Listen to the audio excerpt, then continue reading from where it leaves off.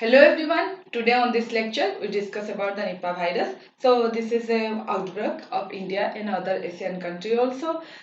So it was recently we found on the month of September, the case is detected in the Kozhikode district of the Kerala. So according to the news update, there are about 300 cases that is found in India, and there are about 100 people they already died due to this Nipah virus infections. So the fatality rate is about 70%. People are dying.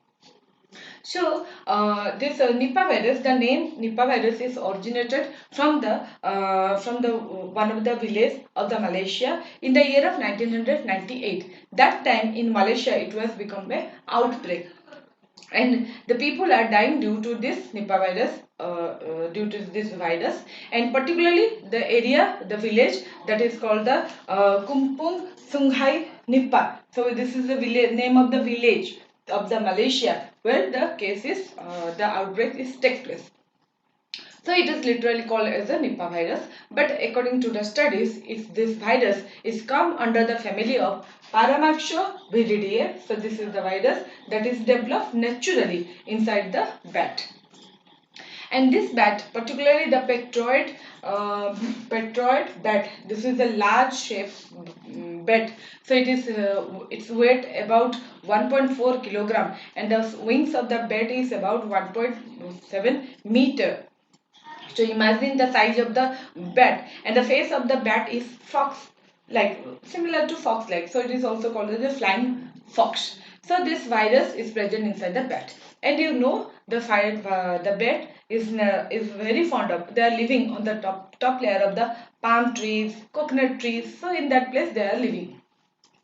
And people in our village, you see, some of the villagers, they will consume the palm sap. So it is a liquid, it's a sugary like tasting that will be extract. They collect the extract from the flowers of the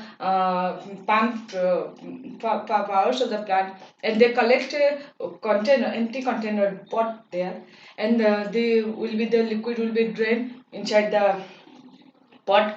And after next day the farmers will come again, go to the top of the palm tree and collect that one. Okay, so that is called a palm chap, and it is very healthy for our body. It is a natural, it's a antioxidants, rich of antioxidant, vitamin C also there. It is good for human. But if it is collected safely, then it is good. Otherwise, if you think overnight, when the container is attached to there, if there is, the bat will be take some of the liquid inside his mouth, then, and he may be, the bat also secrete some saliva into the sap, and the virus will be enter into the on the container. And second day, when the farmers take the container, so that will be enter inside the body of the farmers when he consume that palm shop. So that will be transferred from the bed to the human.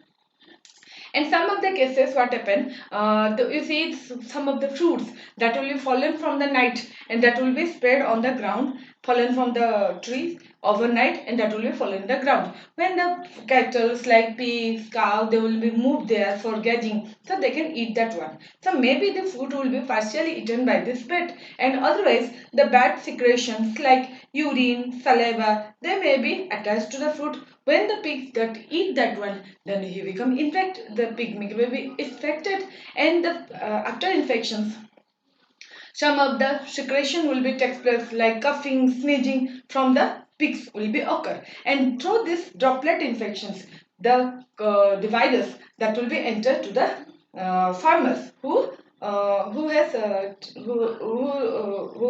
put the pigs in his farm, then the person will be infected by the pigs. So in both way, from the animal to human, that will be transmission occur. So it is called as zoonotic virus. So that's why I have written it is a zoonotic virus, meaning spread between the animals to persons, and it was originated from the Kampung Sungai Nipah, a village in the Malaysia, and the case fatality is about 75%, and it is the reservoir who has where this source means the virus is found, that is the pictoid bat, a fruit bat that is size about 1.4, and they are also called the flying fox. And the virus is come under the family of Paramyxoviridae, and it is the virus is naturally developed in the bat. Let's see the structure of the Paramyxoviridae. Here is the structure: the outer lipid layer. Next to it is the matrix, and inside it the single-stranded RNA, negative RNA virus, negative RNA is present, and the nucleocapsids are also present. Within the Paramyxoviridae, there are about 6 structural protein and 3 non-structural protein. What are the 6 structural protein? One is the nucleoprotein, next is phosphoprotein, matrix protein, fusion protein, attachment glycoprotein. This one G have written, and the L, that is the large protein. It is mentioned as a L, and 3 non-structural protein. So the main functions is main 2 protein who become attached to the host body, and the infection will be takes place. That is the 2 1, that is the G protein and the F protein. So G protein is the attachment glycoprotein. So its name is indicating attachment. And if we see the structure, then we have the triple-headed.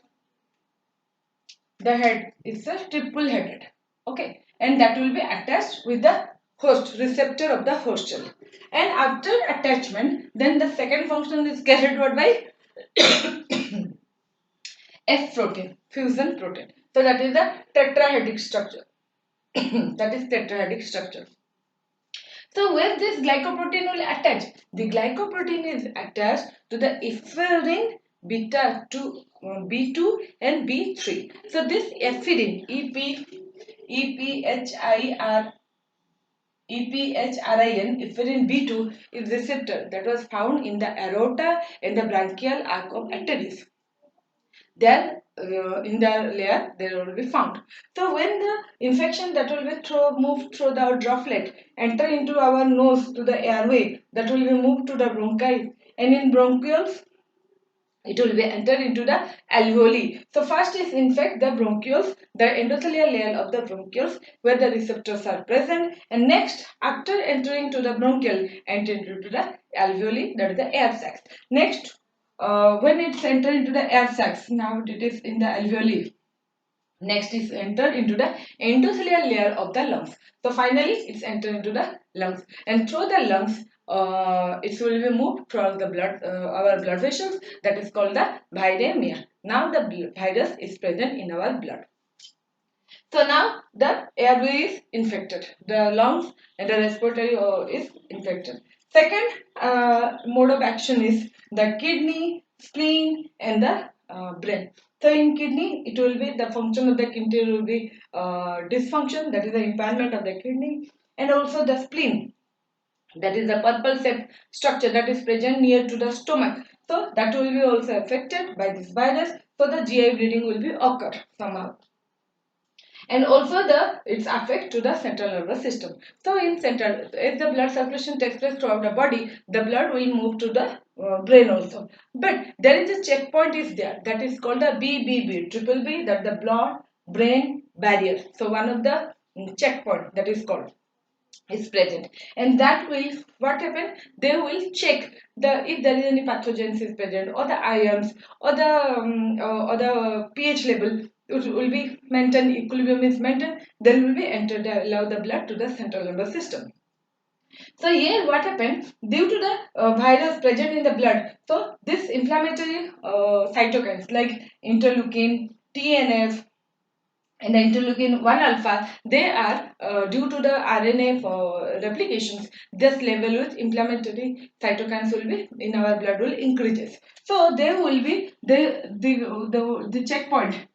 Here is the checkpoint that not allow the blood toward the infected containing the pathogens, the blood containment that not allowed to the central nervous system. But due to this inflammatory functions, somehow the work of the blood brain barrier will be affected, and the blood that will be enter into the brain. Sorry. Then the CNS system is affected, and that is called the encephalitis. And lastly, it is lastly that will patient will become in coma, or in death will be occur. So this is all about pathophysiology of Nipah virus. Let's see what are the signs and symptoms that will be seen inside the patients. So acute onset of cough, patient having a cough or short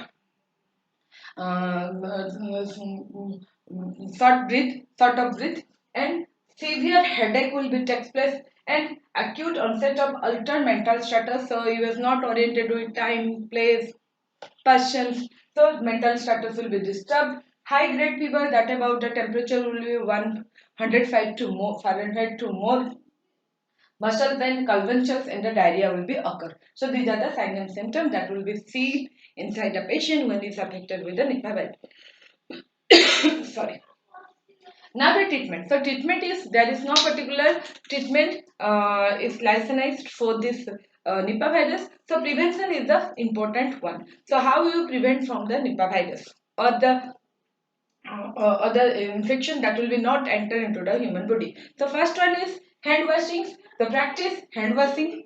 Don't eat any raw fruits from the directly. First we clean this, then after we eat this. If they found the cat, bat and the pigs, they are infected. So avoid contact with them. And also the raw fruits that will directly, we don't eat any fruits that is fallen from